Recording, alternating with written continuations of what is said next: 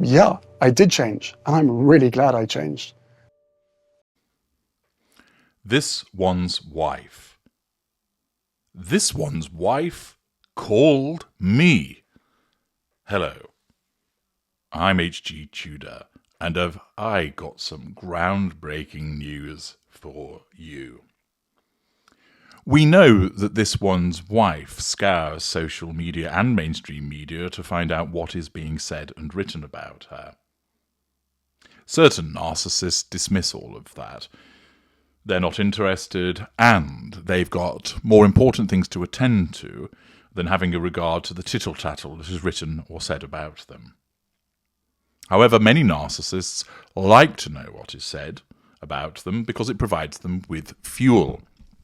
And certain highly provocative narcissists drink up naturally the positive fuel where they're praised, but they also revel in the shithousery that they engage in order to draw negative fuel from people who call them names, etc. This one's wife, whilst you would regard her as provocative, would not be categorized as a highly provocative narcissist for the purposes of how it fits into my lexicon of explaining narcissism.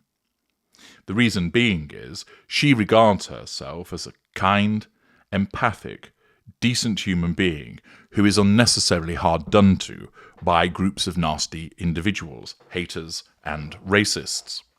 And accordingly, she believes, as a consequence of this facade management, that people ought to treat her well, that she ought to be spoken about in good terms.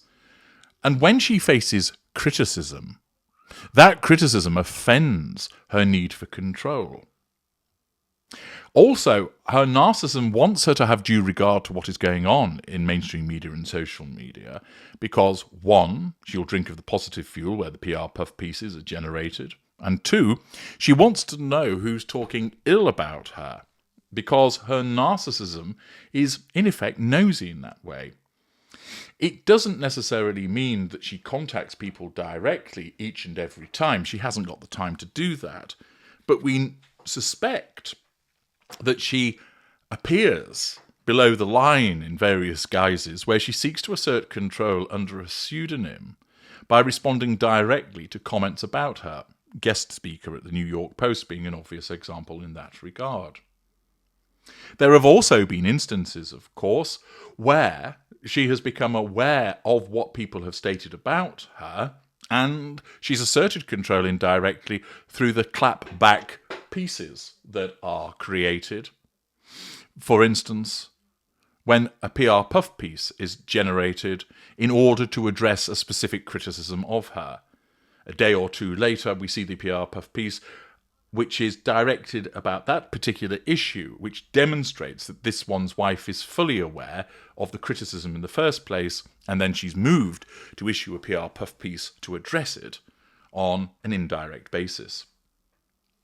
It's also the case, for instance, whereby she sought to apportion blame against certain individuals that have spoken about her and her lieutenants. For instance, where she had the Sidley twins scapegoated unfairly with regard to the allegation that they were propagating a particular interpretation in relation to what the First Lady of Nigeria had said. Not only did lots of people comment about what the First Lady of Nigeria stated, but they also commented clearly about what she had said. But because this offended this one's wife, she took it upon herself through her PR minions to hire an organisation to engage in some supposed fact-checking and fact adjustment, which not only brought about a volte-face from the office of the First Lady of Nigeria, but it then went further to suggest that there had been malicious intent on the part of the Sidley twins by claiming that it was them that had taken the First Lady's words and twisted them and caused social media to become alight with that. As I explained in my video defending the twins, this was actually in relation to scapegoating them as a consequence of the forensic examination by their father of a photograph by Meghan Harriman, who, as you know, is a lieutenant of this one's wife.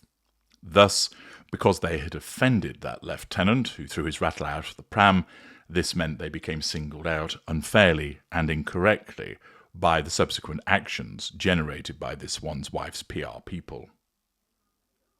Ordinarily, because this one's wife does keep an eye on what's going on in social media and mainstream media, it's often the case that she asserts control indirectly with the PR puff piece responses, and in some instances will complain about it to Harry or a member of staff. How dare they talk about me that way?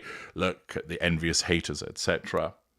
That there will be moves to utilise members of the Sussex squad to go on the attack, and in some instances she will just jettison the thought about the individual, simply stating, well, they're envious of how successful I am and that's why they come out with this hatred. But there are some instances where this one's wife may well utilise a direct approach in order to try and influence people for the purposes of asserting control and nullifying threats to control. As you know from my work, the first assertion of control is the direct assertion of control, also known as a Hoover.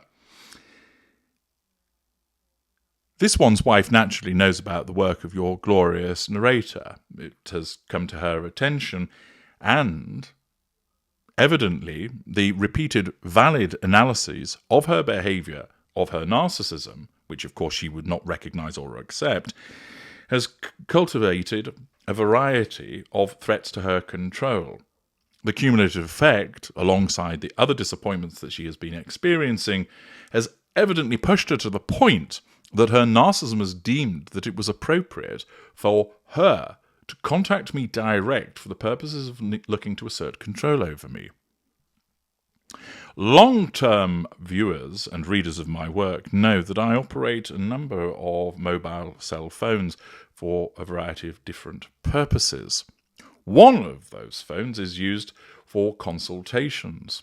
And, interestingly, that particular phone, yesterday evening, began to ring. The number was withheld, which isn't necessarily a surprise. There are those that consult with me who, understandably, want to keep their number private, and they call me at the appointed time, so I know that it's the person who's having the consultation with me, and therefore it isn't somebody that's calling me up asking me if I'd had an accident in the last 3 years, or seeking to sell me some kind of insurance or an extension to a conservatory and such other tosh. On this occasion, I did not have a consultation scheduled, but the timing of the call was rather unusual for it being in the evening, and therefore I deigned to answer. And lo and behold, it was none other than the Duchess of Delusion. That particular number for consultations isn't particularly difficult to get hold of, and is out in the public domain, so it's not a surprise that a call would have been received on that. She wouldn't have been able to get to certain of my other numbers. Nevertheless, she called. Naturally, your glorious narrator, having the presence of mind, ensured that he was able, after saying hello, to ensure that the call was recorded. There's about 30 seconds of the call which isn't included, as when I first answered and she first started speaking, as I was then able to get the recording device in place and have the phone on speaker, so that you can be treated to what happened next. So, settle back, pin back your ears, and prepare to listen to what this one's wife had to say to your glorious narrator. Here it is. I wanted to take this opportunity to share with you how I feel. You are clearly a very intelligent man, Mr. Tudor, and your work on narcissism is extensive, and I form a large part of that work, I can see. I do think that it is very unfair of you to pass judgment on me when you do not know me. Do you know how it feels to have so many people talking about you, judging you, and making up stories about you? I do. It happens to me every day. Oh, I know there are plenty of people on YouTube who think they know what I am thinking, what I am doing, and that I am some kind of gold-digging, manipulative bitch that has H by his balls, but it simply is not true. It hurts me, Mr. Tudor, it really does hurt me to have to listen to the lies that are spread about me. All I want is a quiet life. You might not believe that, but it is true. I just want to be able to go about my daily life without people commenting on what I am wearing, who I am seeing, and criticizing me. I am a human being, you know, I am not made of stone. Can you imagine what it is like to wake up and see that you are in the news again, that some so-called royal expert is mouthing off about my life? I don't tell anybody else how to live their lives, so why do it to me? It is selfish and hateful. You know, Mr. Tudor, I never really cared what people thought about me, but I can see how upset H gets, and that pains me. You people don't understand the effect that it has on people like us. I never asked for all of this. I never asked for the mansion with many bathrooms, the entourage of SUVs, the expensive jewelry, and the beautiful clothes. No, I am just a simple woman with simple tastes. That is why I chose H. He is a man that I love, but you people make it harder and harder for that love to find a place to flourish. I don't think you understand just how difficult it is to be me. I have to get up around mid-morning. No lying in bed until lunchtime for me. Oh no. I then have to spend several hours reviewing what has been written and said about me. That is very draining. Oh, I know which YouTubers have it in for me with their crazy videos and baseless speculation, making things up about where my money is spent and saying I want to shut down freedom of speech. It is all nonsense. I just want to make sure that the world knows my truth because for too long I have had to suffer in silence. Think about it, Mr. Tudor. Think about having to spend your day watching videos by the royal grift after she has joined the dots and uncovered evidence through hours of painstaking research. Do you know how it feels to be exposed like that? Do you? Or how it hurts to have a drunken goose laughing at my latest piece of couture that I wore to an event? Would she like me to appraise her fashion sense? Then there are those twins picking on Misan. That was mean. Who do they think they are asking an expert to analyze Misan's work and then seeking to make him accountable for his behaviors? People like them are not allowed to question people like me and Misan. Have they not got the memo about that yet? Don't get me started on the suggestion that one of my staff left and snitched about what is like working for me. That was just nonsense because everybody knows that my mum, Doria, does everything around her, and the only staff I have is for media relations. H does the cleaning, Doria does the cooking, and Nacho does the gardening with his top off because it gets very hot here, especially during the summer, and then H has to go out and help him. A maid? Ha! I should be so lucky. Be assured, Mr. Tudor, I know who the people who chat shit about me are.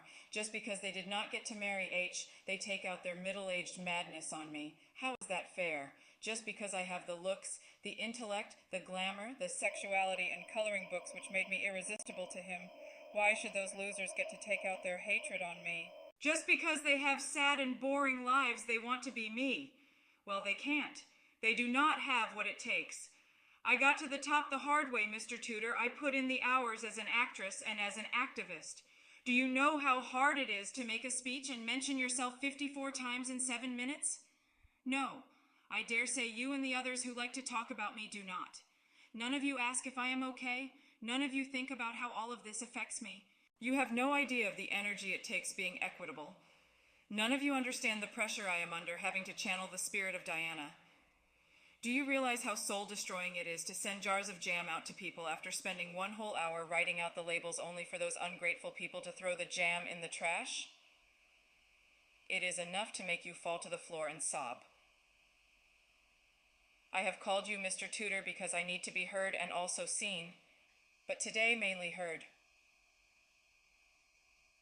People need to take the time to get to know the real me, because that will open up their lives to a whole new world, a world they would otherwise not get to experience. I say to those people, get to know me, and I will double down on that sentiment by saying get to know me again. 2. All I ask is for fair treatment. I have always treated everybody I know with kindness. I have cut ties with my father because that is what is best. I do not speak to my half-siblings because I must look out for my mental health. I make H sleep in the chicken coop because his incessant Todger talk violates my right to personal expression. Do you see how selfless I am, Mr. Tudor? I only ask that you take on board what I have said, and I will ring you again tomorrow to ensure you have learned the lessons that need to be learned in this moment. Now, I have to go. The Duchess of Narcissistic is doing a live stream, and I need to know what she is saying about me. Goodbye. Oh, and you do have a very sexy voice, Mr. Tudor. Very sexy. Well, did you count the various manipulations that took place in that self-indulgent word salad that came spilling the way of the ultra? Have you managed to stop laughing yet at what was said? Do you recognise what you've actually just listened to? I'm sure that you have, as being sensible viewers of the ultra, and understand the point that is being made here. I'm HG Tudor. Thank you for listening.